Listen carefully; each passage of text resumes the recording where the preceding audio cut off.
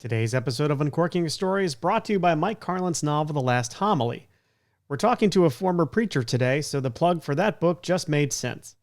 You can purchase The Last Homily in paperback and ebook format wherever books are sold online. Enjoy the show.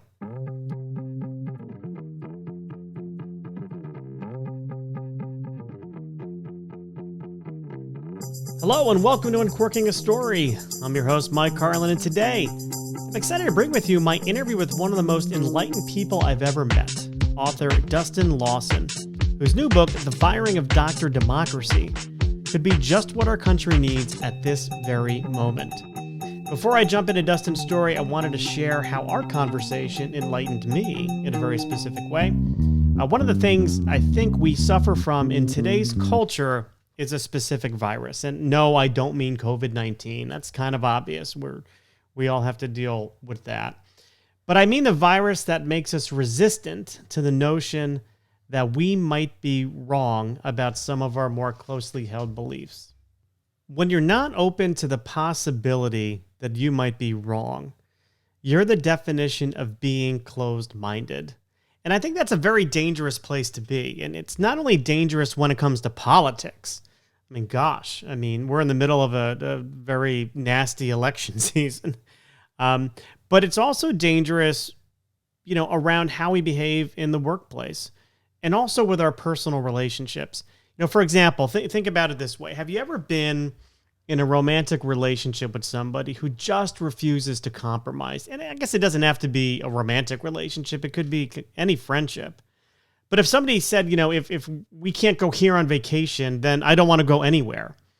And maybe this person, disregards some very real limitations in terms of costs or logistics. It's got to be their way or the highway. And over time, that attitude will erode a relationship. And it's going to lead to resentment and unhappiness on the part of the other person to the point where they just realize they're not benefiting from the relationship and they decide to part ways. So because one person isn't willing to compromise, the relationship erodes.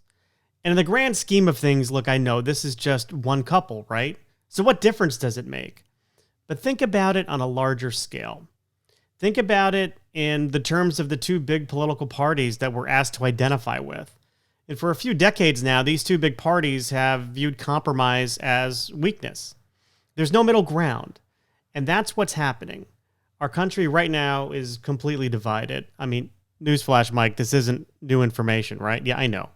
But if you think about it, we are distancing ourselves from each other, and fewer people are open to the possibility that they might be wrong. So who's to blame for this virus? Is it cable news? Is it the internet? Is it newspapers? Yeah, maybe. I seem to think, though, that those are really all symptoms. They're not the cause. They're the symptoms of something that's wrong within each of us. Or maybe I shouldn't paint with such a broad brush, right? Maybe I should say many of us. And that cause is the refusal to admit that our position might be false. I was actually reminded of this not only in my interview with Dustin, and it does come out, and you'll hear it, but I was giving myself a refresher on the scientific method while helping my son prepare for a psychology exam. And in the scientific method, we have to remind ourselves you're not proving that a hypothesis you have is right. You're not proving that your hypothesis is right. The best you can do is find out that your hypothesis isn't wrong. So over time, when you do some empirical investigation, run experiments, do more research, you might actually find enough support for your hypothesis that you have a theory on your hands. But if you stay true to the scientific method, you're always open to the possibility that you might be wrong, that your assumptions might be wrong.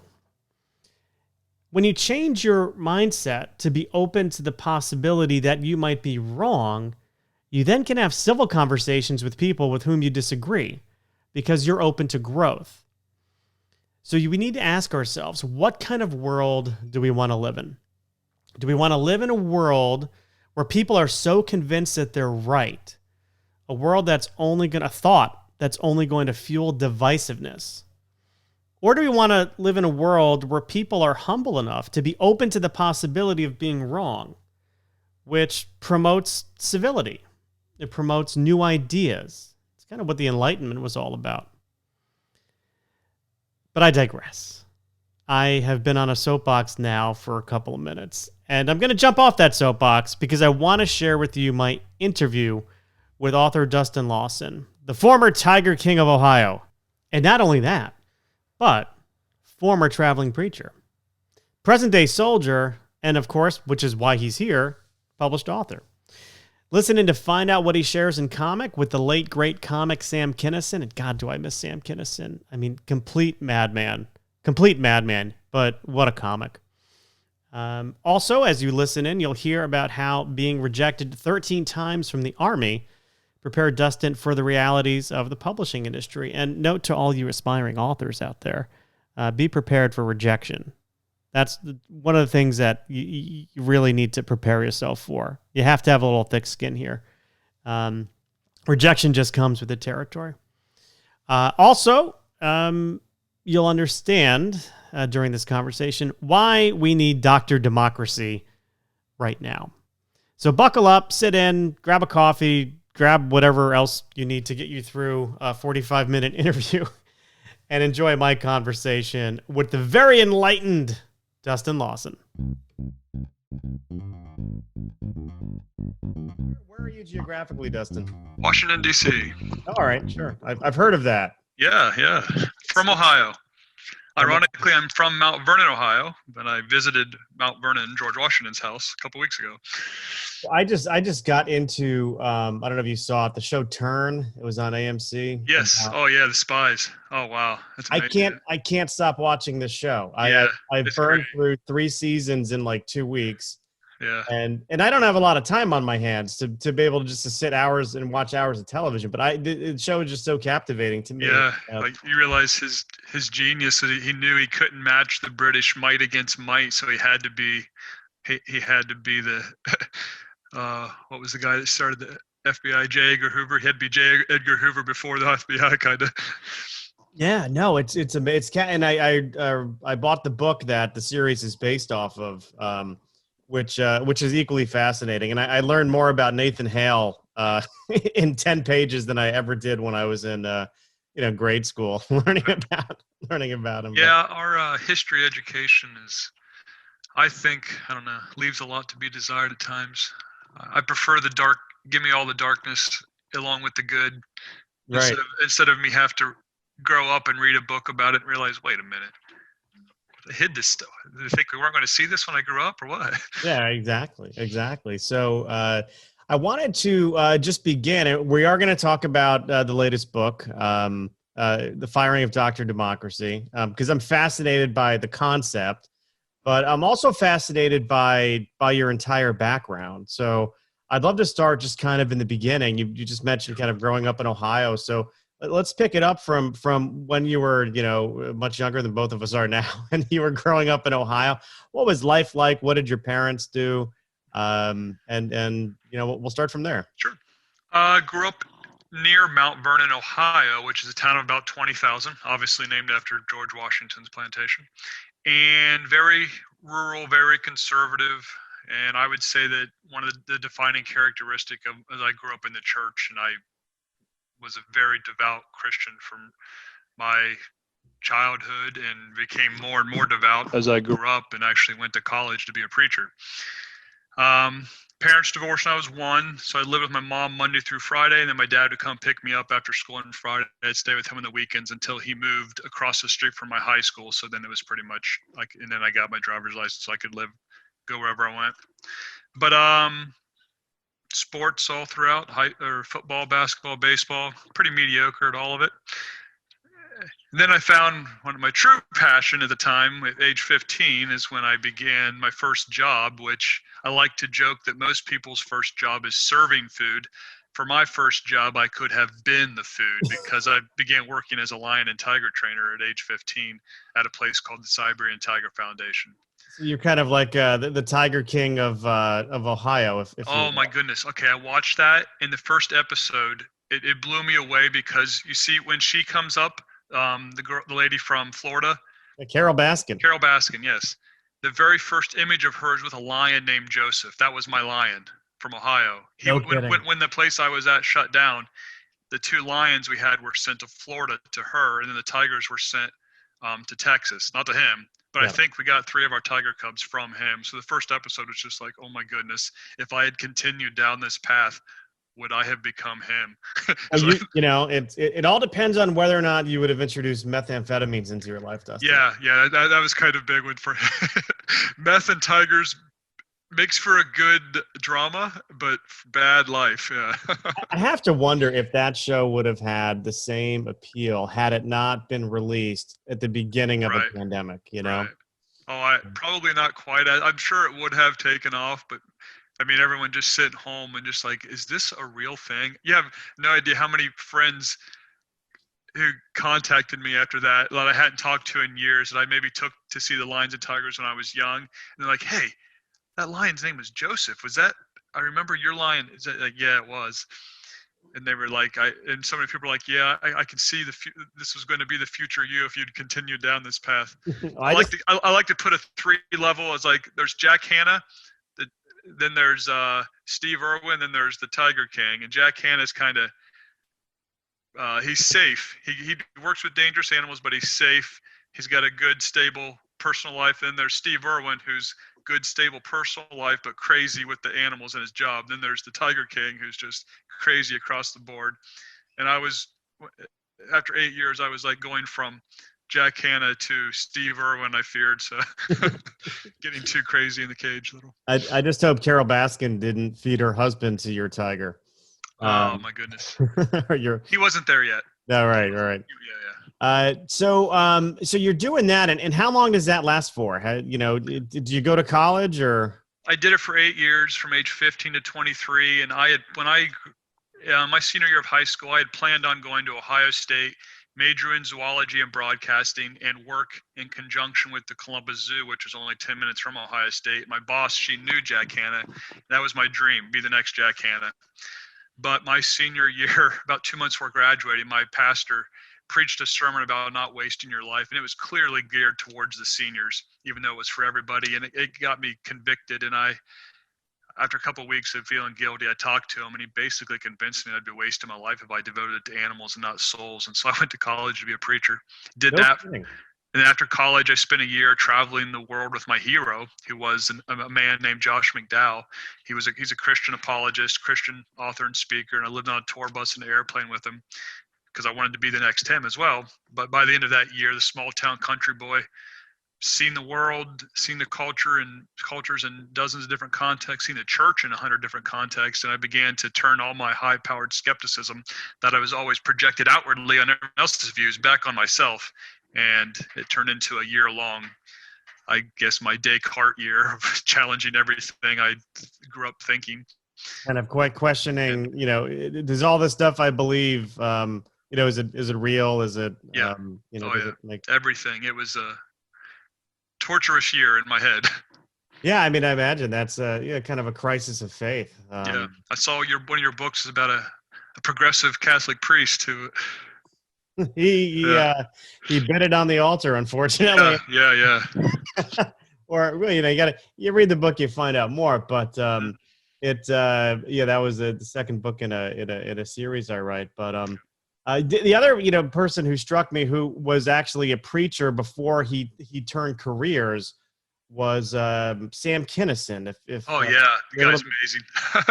And you actually see it in his exact in his cocaine fueled performances. Uh-huh. He does have that sort of kind of revivalist persona about him. He had it, man. He had it down. But he was doing that from an early age, from like his teenage years. He had the act down, just transitioned it to the comedic stage, and he was brilliant. If he just, like most comedians, wish he'd not done drugs, he could still be with us maybe. I know he was, but you know what? I think a tortured soul like that, you just makes for a good comedian and a bad personal life. Well, I think unfortunately, most comedians are not the most well-adjusted. Yeah. That's kind of why they have to do what they do. Yeah. Yeah, it's because I dabble in it. and I was talking to a comic who's pretty well established here in Connecticut, and we were like talking in the grocery store parking lot, just shooting the breeze, BSing about the pandemic and how it sucks that we can't get on stage anymore. And we just come to the conclusion that, for us, for people like us, that is like a form of therapy for us. Mm-hmm. You kind of Mm-hmm. you channel your pain into something that's positive, and it's positive in that you're making people laugh, you're getting some kind of Definitely. positive emotion out of somebody, but it's kind of rooted in your own pain and your own frustration, and but it is cheaper than the therapist's couch, I have to say. Right. Oh, that's why I write. I mean, I create stories because I can control those worlds. And when I realized I can't control this one, and I realized that much living in DC and the military and my religious upbringing, like, yeah, I really don't have that much power in this world. Let's write stories and try to put out a message through that way. Well, Kind of my cathartic. isn't that the truth, where you can actually invent a world Mm-hmm. and you've got control over it, and you're kind of leading the chessboard, and I discover things about myself through the writing process. I don't Oh, know. definitely. Yeah, the same. Yeah. You just mentioned the military, because I know we kind of paused, and I had to throw in a Sam Kinison line, but Mm-hmm. you were Sure. talking about kind of having a year of a crisis of faith, and Yep. you were traveling around the world with a writer and sort of Christian apologetic. When did you enter the military, or what kind of led up to you entering the military? A lot of family were in the military. Dad was in the Guard. But so it was kind of always there as a possibility joining the reserves. And actually, my junior year of college is when I made plans to join the National Guard. But 3 months before, I was going to go to basic training the summer between my junior and senior year, and then go to officer candidate school the summer after graduating. And then I could still be a preacher and just be the soldier 1 week in a month, 2 weeks out of the summer. But 3 months before basic training my junior year, I got cancer. And so that's rejection, no toleration for the C word with the military. So plans had to change, and I put it on the back burner. They said 2 years of remission. So after 2 years, this was kind of at the end of my crisis of faith year, I was like, okay, let's go talk to a recruiter again. He said, all the rules been changed to 5 years remission now. I was like, what? I planned my life around the possibility of this. Like, sorry, man, rules changed. And finally, at age 26, after 5 years of remission and rejected like 13 times, they finally gave up and let me in. And I went to basic training at Fort Sill and became a soldier in the National Guard. And after spent 9 years in, resigned as a captain. How much, and I'm going to come right back to that, but how Sure. much did your crisis of faith, how much could it have been impacted by the cancer diagnosis? None, honestly. Honestly, cancer, it strengthened it because I took that as my thorn in the flesh that Paul talked about. It was my way. It was that thing that I thought God gave me to help me sympathize more with my audience, because I'd had a good life. I hadn't had too many major trials in life, and I thought this was that thing that I can always look back to help me sympathize. So that's what I saw it as, honestly. I remember talking with my dad before the surgery, because it was real quick. Like, I went to my doctor, there's a problem. And then he's like, yep, there's a problem. We're going to see the urologist. And it was testicular cancer. And I went to see the urologist the next day, had surgery the very next day. No time to think about it. And my dad was like, dude, man, let's get a second opinion. And I'm just chill about it, thinking, because it's like, if you want to call it religious delusion or what, but it gave me the confidence just to embrace something like that. And honestly, I said that being a Christian helped me work with lions and tigers. Before the first time I went in the cage when I was 15, I was nervous. I mean, I finally got there. It's to that moment. It's like, oh crap, this is about to happen. I'm actually going to go in the cage with these things. And I remember picturing this picture from Peter Paul Rubens, Daniel in the Lion's Den, this Yeah. magnificent painting. And I thought, Daniel in the Lion's Den, Dustin in the Lion's Den, we're good. That's really the kind of delusional, like I lived for 8 years, so I was divinely protected. But so it didn't hurt the crisis of faith. It was an intellectual thing, and it was just a small town country boy that haven't done much traveling, experienced much, who saw the whole world. It was like drinking from a fire hydrant that Yeah. year with that guy. Yeah. And it just turned into an intellectual pursuit that I finally concluded I'm an agnostic. It might be true, but I have no idea. There's no evidence either way. I can't Yeah. prove God or disprove it. I can't prove the resurrection or disprove it. Can't prove creationism or disprove it. and finally just said, I can't get on a stage anymore and preach this stuff. Right. It wouldn't come across as authentic. Yeah, and it's crazy how many preachers there are out there who are closeted doubters. Yeah. And if you could see the progression of their sermons, you realize they become more and more social gospel, like Joel Osteen. Like, I don't know if that guy, I don't know, I've never talked to him, but I feel like they take hell out, they take sin out, and it becomes a motivational sermon where they sprinkle in some verses. Yeah. And that's what a lot of them do because they don't want to come out because they know it'll destroy their life. So they just hide it and keep doing these motivational sermons where they sprinkle in verses. There's a lot of pastors like that. Yeah, he's like the Tony Robbins of yes, yeah, mega churches. Yeah. And so is that where you net out now as you identify mostly as an agnostic, or? Yeah, I would say it's the foundation of how I think. Yeah. The standard of evidence is very high for me, and it's not met by anybody. But I would say I think there's a God, but I think the more important question is what's the nature of what do you think the nature of God is? And I like to think that God is a God of reason who wants me to be a critical thinker. And if God created all this truth, then the method that God gave us to find truth was the scientific method and rationality. So I don't think God, Thomas Jefferson says it well. He says, challenge with boldness even the existence of God, because if there be one, then God probably respects the homage of reason over that of blindfolded fear. And I would like to think the same. And I tell Christians, you get upset with me for challenging your views, but I think that's a weak God that can't handle being criticized. Me, truth fears no trial. It wants to be challenged. It wants to be criticized. And so I say, bring it on, challenge all my beliefs, because I want the flaws in my own thinking exposed. Yeah, without a doubt. So back to multiple rejections, getting into the military. What was that like? I mean, it's something that you really wanted, mm-hmm. and you're being told, no, you can't have it, or you can't have it right now. Mm-hmm.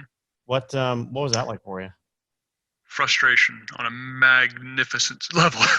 not like all the time. I mean, I was rejected 13 times. That was spread out over like 5.5 years. So I would like leave it alone for 6 months. Then maybe like I was rejected in Ohio a few times, but then I went to grad school in Virginia Beach. I was like, you know what, maybe cross state lines, the recruiters here don't know. Maybe I can talk to this one.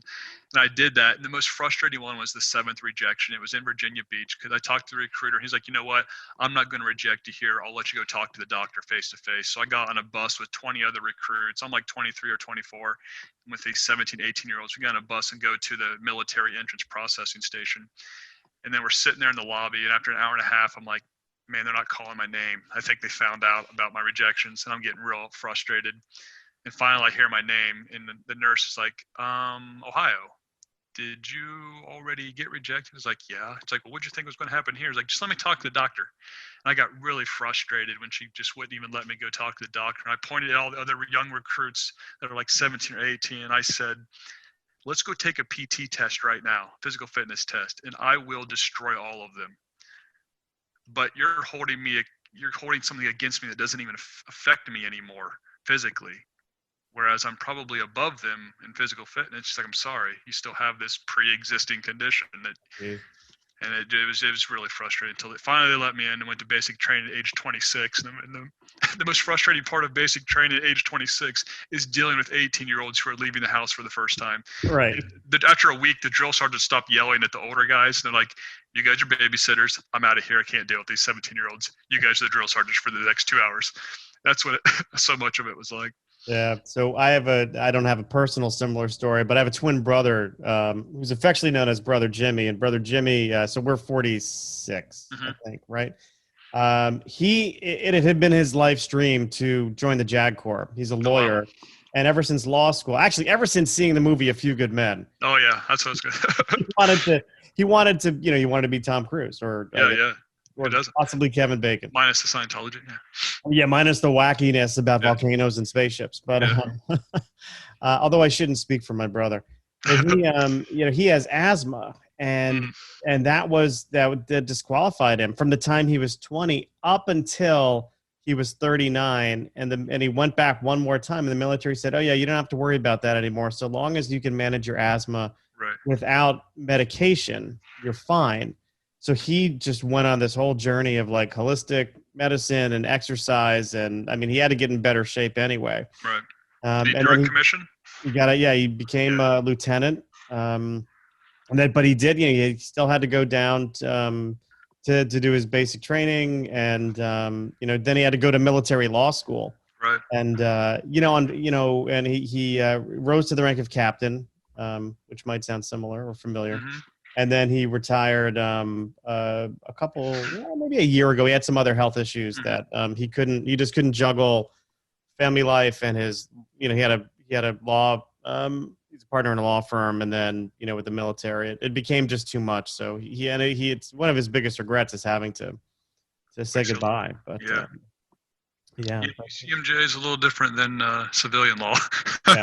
Yeah, exactly. But he loved it. I mean, he thrived. He really loved it. He was going up to West Point because we're in Connecticut. Right. You go to West Point once a month or down to Brooklyn or Queens. And anyway, enough about him. This isn't about him. It's about you. No, it's fine. So when did writing come into your life? When did that sort of light bulb go off and say, hey, you know what? I'm gonna make a career. I'm gonna try and make a career as a writer. Well, I mean, in college, just constantly reading books, constantly writing papers, and there's always that thought, like, man, could I do this? And then I finally was like, you know what? Maybe writing a 250-page book is just like writing 15 term papers and putting them in a logical order for a nonfiction book. And that but I was still so intimidated. But it was the year with that author. Like, he was my hero. His books had sold 50 million copies. But just seeing him day to day, his daily discipline, it demystified the process.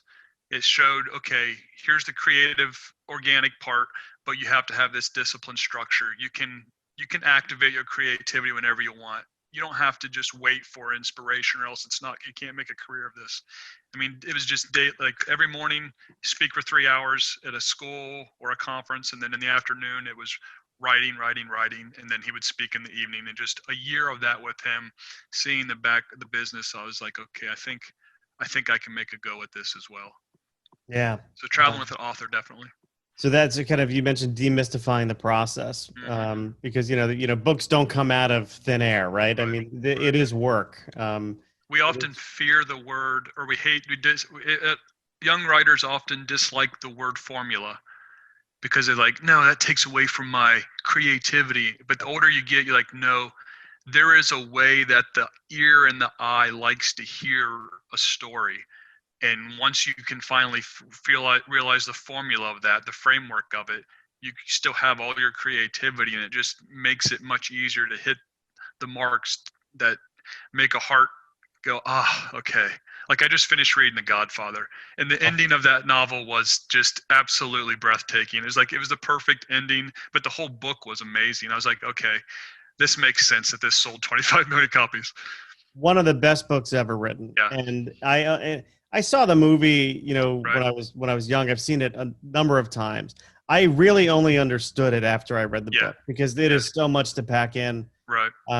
And it is such a well-written book. I mean, that's one of my top 5 books of all time. Mm-hmm. When it gets into the psychology of the Don, and you just realize why he did what he did and why he chose that life. And it's almost like it makes you conflicted, because you're like, am I rooting for this guy even though he's done what he's done? But yeah, I like those stories that blur the line a little bit and make you almost root for the bet. It's almost what Breaking Bad did. It's like, I like to say conflict drives story. And if you're conflicted as the reader about a character, should I like this person? Should I like Don Draper because the guy is an asshole? Right. But you root, for some reason, you root for him. You root for, you root for Bryan Cranston. Yep. You root for Walter White, rather. Yep.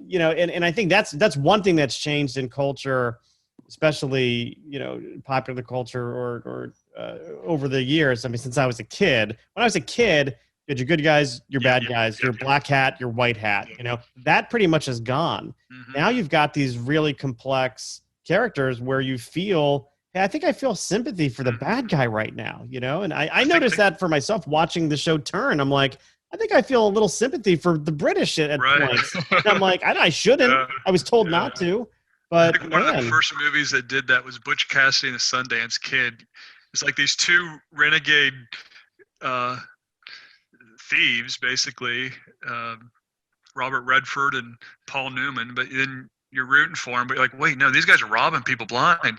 But you're still rooting for them the whole way. I think that was one of those first movies from decades ago that finally started that conflict. I'm just glad you didn't say Thelma and Louise. Yeah, no. No, Uh, hard to root for them, even though. So, one of the things I know about writing, having done 7 or 8 books, is rejection and kind of dealing with rejection. And you had to deal with rejection, obviously, trying to get into the army. Yeah. Talk to me about rejection around writing. Well, when the military's rejection stopped and I got in, that's when the writing rejection started.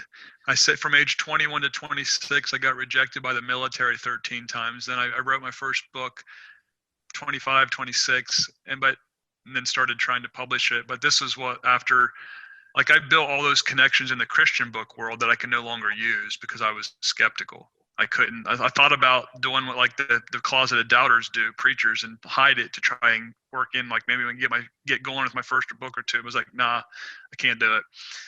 And so just from age 26 to 30, I had over 300 rejections from literary agents and publishers before I got the first 2 books going. Yeah. And then after the first 2 books, I was like, you know what? I think it's better to do this on my own, because now in this day and age, they're not going to do any marketing for you except the standard, really, and so I might as well just try this on my own.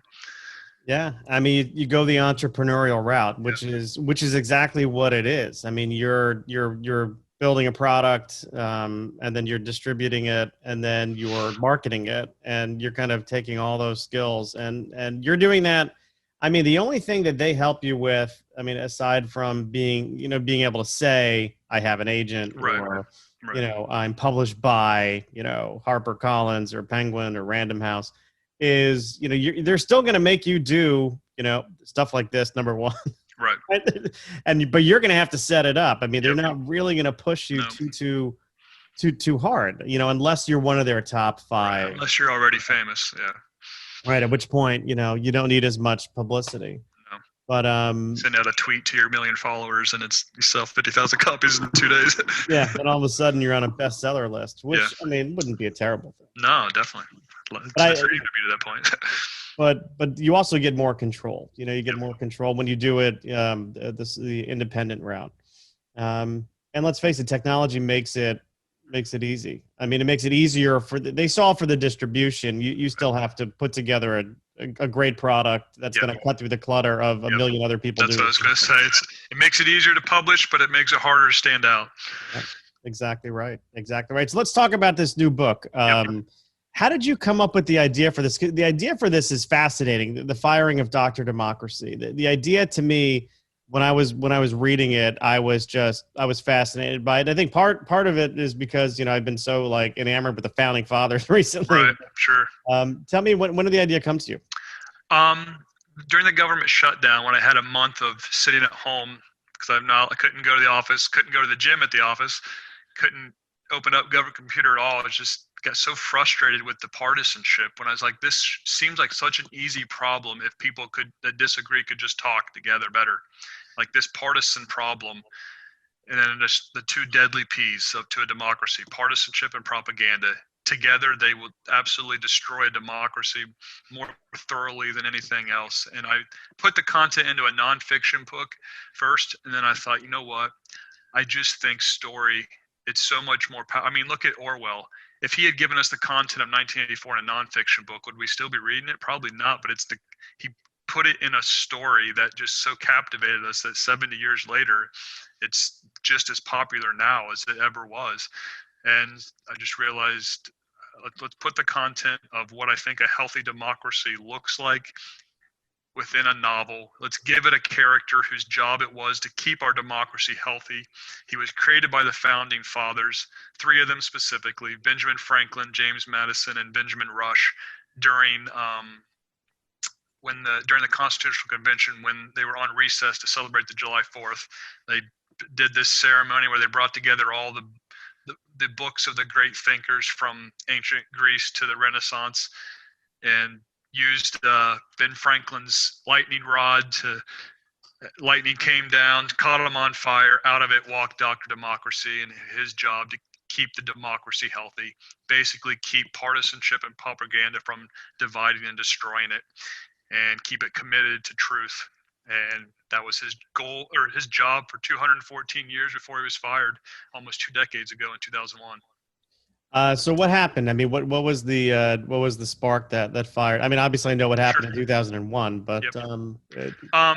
Well, he realized he tried to keep parties away, but he realized parties are damn near inevitable. So he's like, okay, I just got to balance the partisan mind, this closed-minded, propaganda-focused mind, with the what I call the seventh E mind, the enlightened mind. Just keep the enlightened mind more in favor, more committed to truth and reason, intellectual diversity. Just balance them and try to keep it more in favor of that. But then it started to shift in the 80s and 90s with the rise of cable news, which started destroying journalistic ethics, and all the older Cronkites were no longer seen as the most respected people in the country. And then the rise of extreme partisanship on the Hill, and then ultimately social media. But it was one of the deciding factors was 9/11. And in the book, Dr. Democracy talks about the 5 steps to killing a democracy from within. Number 1, you have to do it slowly and gradually so that it goes unnoticed. Number 2, you have to convince the people that the greatest threat to democracy is outside forces, and hide them from the reality that it dies more from within. Number 3, you have to convince the people that to destroy those outside forces, they have to temporarily give up a little bit of freedom, but then change temporary to permanent once they've given it up, convincing them that if they give that little bit of freedom back, the threat will come back, and then just repeat. And that's where 9/11 completely terrified the country so much that it gave that Dr. Democracy, for those month after 9/11, he's desperately trying to get them to not pass the Patriot Act. He's on the Hill trying to get them, don't do this. This is an overreach. Be more prudent. And he got kicked out of, on October 24th, he gets kicked out of the Hill. And then he's in the White House trying to keep the Bush administration from signing it into law. And October 26th, 45 days after 9/11, that morning is when they finally say, we're done with you. And they escort him out of the White House and across the street. And then they sign it into law, the Patriot Act, and it pretty much this far-reaching surveillance of everybody that he knew was just going to be a domino effect that would continue to grow the power more and more, and democracy couldn't stand up against that kind of overreach. Yeah, I mean, it's kind of what our founding fathers fought against, really. I mean, if you think about it, it's the reason why the colonists kind of rebelled against the crown, and kind of what America kind of stands for. But I like this idea of kind of the rise of cable news, extreme partisanship, social media. I mean, all those things to me are like evil, and it's funny. I started my career in '96 in interactive marketing, like right when it was becoming, the internet was becoming more of a consumer medium. Because the World Wide Web, I think it was born in '93, so it made the internet accessible to more of a consumer audience. But then we learned that we could target things better. We could target advertising better. And I had this boss who would say, we're going to make advertising that's so good, people are going to think it's a service, and they're going to do that because it's going to be so targeted that we're going to know what you want, and we're going to show you something. We're going to help our clients be more efficient with their advertising spending. But if you just play that out to where we are right now, with I hate to use the term, but interference in elections, but just thinking about like who's putting these messages together, how true they are. But it's not just that. We've given people the ability to actually hyper target. And to me, it's a scary thing. I almost feel guilty about kind of my role in my very small role, and in that, it's.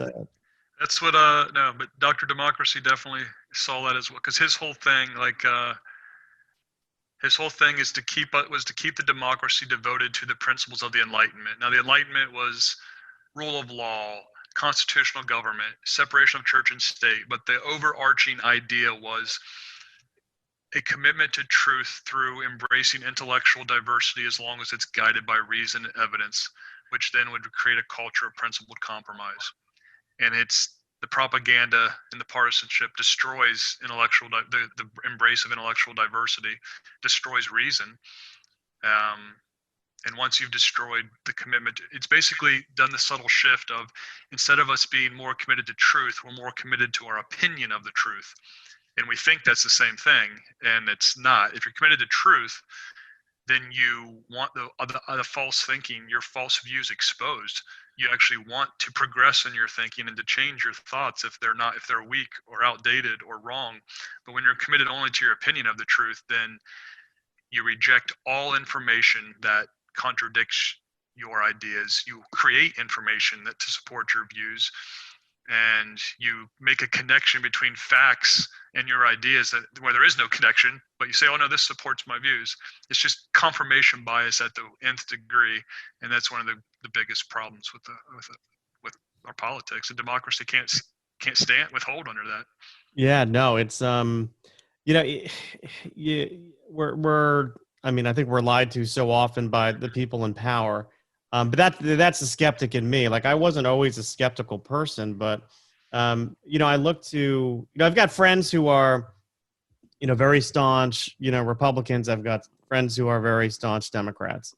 They hate each other, they can't, and it drives me crazy because I sit like smack in the middle because I'm like let's talk about the person, not the party type guy. And I voted on both sides. But you get taught into believing that it's got to be this one way or it's got to be this other way, and there's no room for debate, there's no room for compromise. And when there's no room for compromise, whether you're talking about government or you're talking about a marriage or personal relationship, that's when you really have to kind of question, am I in the right place? Right. President Ford, before he was president, when he was getting confirmed to be VP and he was on the Hill, in his hearing, he said that truth is the glue that holds a government together and compromise is the oil that makes a government go. Now, I say truth is the glue that holds a democracy together and compromise is the oil that makes democracy go, because dictatorships are held together oftentimes more by lies, and the truth would destroy them. But I think in my book, I say that the truth that I'm referring to is black and white facts. A democracy has to be committed to black and white facts and then be committed to principled compromise, because that is the oil that makes it go. And I call it black and white facts, gray policy thinking, which is basically I'm saying, look, in physics and biology, there's black and white truth defined, but in politics, it's opinion versus opinion, but let our opinions be informed by black and white facts. Like in the military, how big should the military be? There's not a black and white truth to that question. People think there is. Ask a general, and they might have a definitive answer. But I was like, that's their opinion, but let it be informed by black and white facts. And we've kind of switched it so we're black and white policy, gray facts thinkers in many ways, which means we have our opinions, and then we're gray facts thinkers. So we only look at the black and white facts that support our views, ignore all the other stuff, and create facts to support our views. And it causes that destruction of truth causes democracy the glue to come on to weaken, and then it causes the oil to stop churning through the gears and starts grinding to a halt. So, I mean, we're living in this reality now where you see it. I mean, I see it when I go on social media, this us versus them mentality. And it has not gotten better over the years. It really has only gotten worse. And we're talking now, right? We're in this pandemic where, companies are rushing to put together a vaccine for the coronavirus, but what's the vaccine for this reality? I mean, is there a vaccine for this reality? What could it be? Rehiring Dr. Democracy. I'm actually considering starting a petition to rehire Doc, even though it's symbolic. He's not real.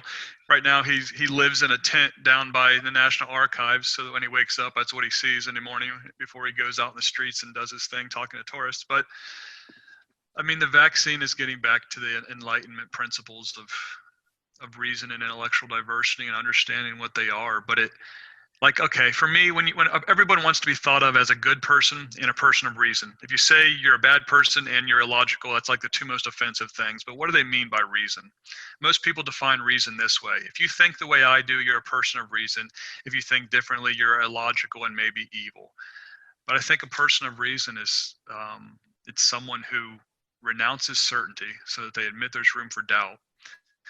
And since there's room for doubt, they're intellectually humble. And so they still challenge their own beliefs. They admit they could be wrong. They want other people to challenge their views, and they see their worldview as a work in progress, so their mind's open to being changed. But for so many people, that is seen as weakness.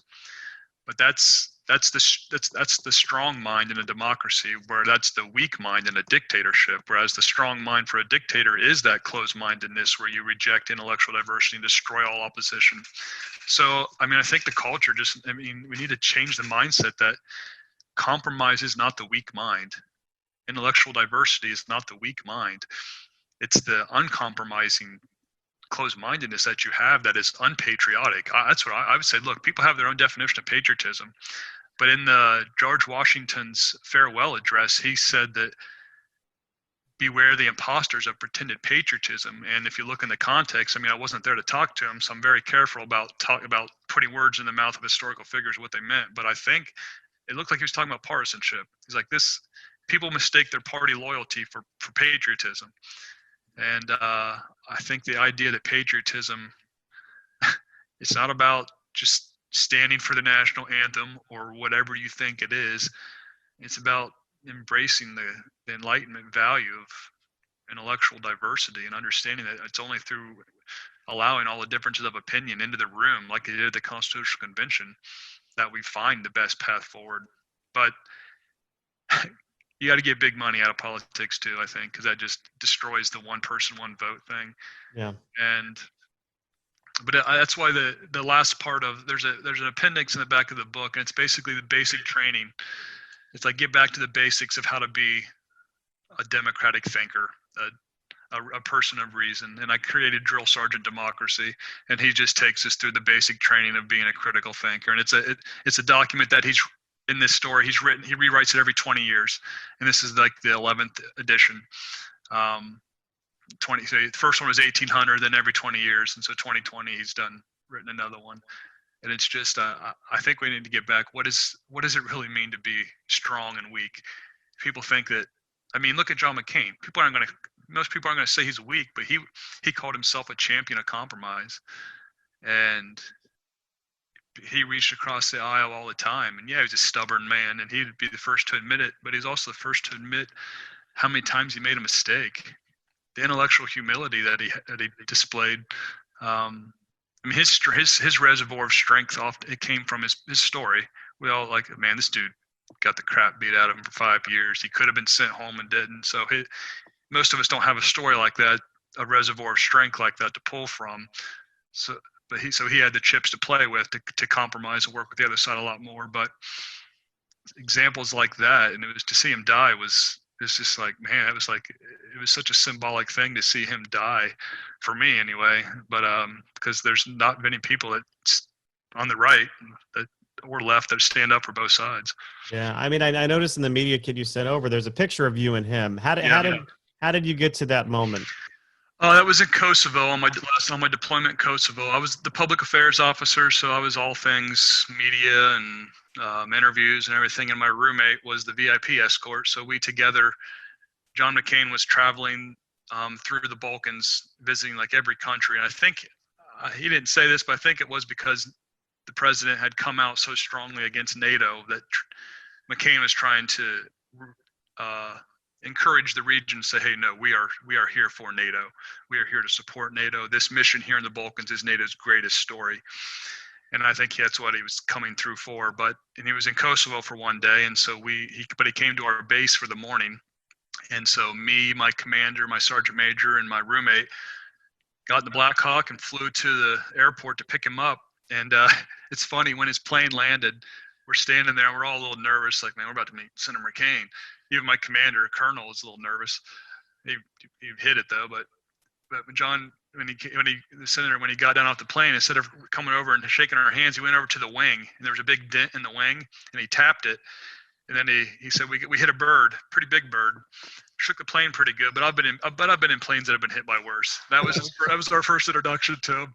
And then we shook hands, greeted each other, and he came to the base, gave a speech, and then at lunch we did all the pictures, and that's where that picture was from. Yeah, that's a cool story. That's a cool story.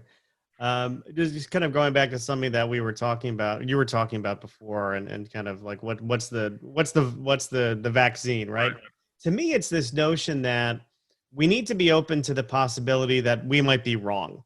Yes. Like that one of our beliefs that's something that, and we have to be open to be challenged on that. My son, we have triplets, right? So they just entered their freshman year of college, and he's prepping. Last night I was helping him prep for an exam in a psychology course, and it's intro course. They're talking about the scientific method, and it reminded me of something. I mean, I'm a researcher by trade, so I kind of it's stuff that I've forgotten, but I should remember. But when you're going through the scientific method, you're not necessarily proving that your hypothesis is right. You're only making sure that it's not wrong. Right. And you do that over time. And if you do that over time and you support it over time, then you might have a theory on your hands. But I think most of us are uncomfortable with the notion that we might be wrong. Yeah. And when you challenge people on something, and I see these stupid arguments erupt. Again, I use social media as my example because I'm just not out in the world anymore because of this stupid virus. But, most people are not willing to admit that they're wrong. And that's another dangerous kind of mindset to have, right? So we need to be open to the possibility that something we hold is not correct. For me, after being such a dogmatic preacher and then going through such an intellectual, torturous year of challenging everything, I have to admit I could be wrong because I challenge everything I thought and changed my mind on so many things. So I'm like, who am I to think now I got it all figured out? And I in the book I use the story. Benjamin Franklin's the one who kind of led the cause to create Dr. Democracy, because I think he, more than probably any American history, reflected what it means to be a person of reason. And he was someone who, in his young age, he was obviously really smart, but he was challenged by an older man one day who said, "You're a really arrogant person." You know that? And it convicted him so much that he vowed from that moment forward to be intellectually humble. And so for the last 50 years of his life, he doesn't think he ever uttered a dogmatic phrase like "I know" or "I'm certain." He would always say, "I think this is what my current belief is." And he created these rules for himself intellectually, these basic rules that he would follow to make sure that he was always open-minded, and he credited this to his success at the Constitutional Convention and his success as a diplomat, that he was able to massage a situation. His goal was to become so good at finding the flaws in his own thinking that he convicted other people to do the same. And that's what I think a person of reason is, that you become so good at finding the flaws in your own thinking that other people think. I mean, look, imagine Benjamin Franklin. You're sitting there, this 80-year-old guy, and he's like, "Yeah, I've changed my mind a lot throughout my life. I could be wrong. My mind's still open." It's like, man, this guy's 80 years old and his mind's still open. Who am I? If Benjamin Franklin, this genius, is still challenging his own views, admits he could be wrong, who am I to not do the same thing? That's the goal, I think, of a person of reason. So when is the firing of Dr. Democracy available for sale, and where can people buy it? Tomorrow. Tomorrow's 10/10/2020. That's when I'm going to go live with publishing it. And Amazon, eventually Barnes & Noble, and eventually Ingram Spark as well will be the places where it can be. In an ebook, paperback, on Amazon, obviously, and then on Ingram Spark, it'll be hardback cover as well. Very cool. Very cool. Well, this was a great conversation, and I want to thank you for taking the time to chatting with me. Thank you for the opportunity. You're the first interview, so do it again in a year. I will take that. I will take that as it's a highlight of my day, knowing that I was the first interview for this. Yeah. For this book. Hopefully the first of about 100 in the next 6 months. I hope so. I hope so. That's the plan. Yeah, very good. Very good. Well, I'll look for you on the Today Show sometime soon. I emailed them yesterday. Actually, seriously, I had one of the producers' emails. I have lots of spreadsheets of all of them, and I don't expect to get a response, but usually about the 10th email, you start getting maybe a response back. But I've realized in marketing, it's about the persistence. Well, the last guy I interviewed, Matt Haig, his book, the one that we were talking about, was selected as the ABC morning show's October book club pick of the week. Right. So, I mean, I don't want to say that I had anything to do with that. Sure. But small part. Yeah. Correlations don't necessarily mean that's the British. Is that the British author? Yes, exactly. Yeah. Well, that's one of the big. I'm gonna market it in England as Big Brother fired Dr. Democracy, since they're Orwell people. So, yeah. Very good. Well, very good. Very smart. Well, listen, Dustin, thank you so much for taking the time. I appreciate it. Awesome. Thank you. All right. Well, there you have it. My conversation with author Dustin Lawson. I told you it would be enlightening. I was enlightened anyway. I think he's a pretty fascinating guy. Love the concept of the book, The Firing of Dr. Democracy, which I will remind you is out now. So pick it up. Go to Amazon. Go to Barnes & Noble. Wherever you buy books, pick up a copy of The Firing of Dr. Democracy. Now, I'm not giving you a money-back guarantee. That's not what we do here.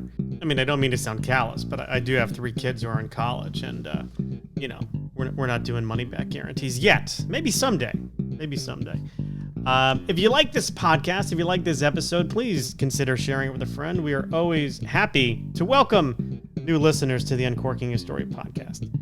And lastly, if you're so inclined, go visit MikeCarlin.com. That's Carlin with an O and not an I. That always throws people off. But in fact, it is Carlon.